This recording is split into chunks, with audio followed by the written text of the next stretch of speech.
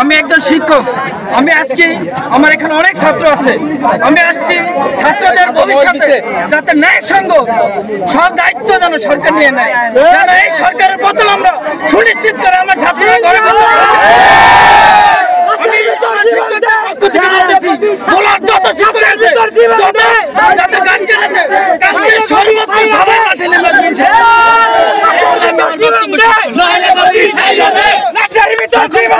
আপনাদেরকে বলি, আমি আজকে মারা যাবো, কালকে আপনি মারা যাবেন, তারপরের দিন আমার দেশ বাংলাদেশ বিজয় লাভ করবে। কিন্তু আজকে যদি আপনি হেরে যান, আজকে আমি হেরে যাই, আগামীকাল আমার বাংলাদেশ হেরে যাবে। বাংলাদেশকে বাঁচিয়ে রাখার জন্য আপনাকে মাঠে নামতে হবে, ঘরে বসে থাকলে হবে না। আপনি যদি ঘরে বসে থাকেন, আগামীকাল আপনার সন্তান মারা যাবে। আপনি বুঝবেন যে আসলে সন্তান হারার বেদনা কত কষ্ট। আজকে আমরা দাঁড়িয়েছি, আমার ভাই আমার বোন যারা জীবন দিয়েছে তাদের আমরা শহীদের বিচার চাই। যদি আমরা ঘরে ফিরে যাই, এই রক্তের সাথে বেইমানি করা হবে। আপনারা অবগত আছেন, আজকে প্রধানমন্ত্রী আমাদেরকে আলোচনার জন্য দেখেছে, আমাদের রক্ত নিয়ে, আমাদের রক্ত খেয়ে এখন আমাদের সাথে আলোচনা দেখেছে।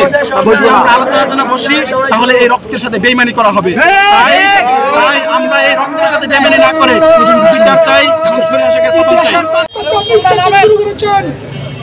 সেই অত্যাচারের প্রতিবাদে আমরা আজকে মাঠে নেমেছি। একে একে আমাদের শত শত ভাইদেরকে শহীদ করেছেন এই রাজ্য সরকার।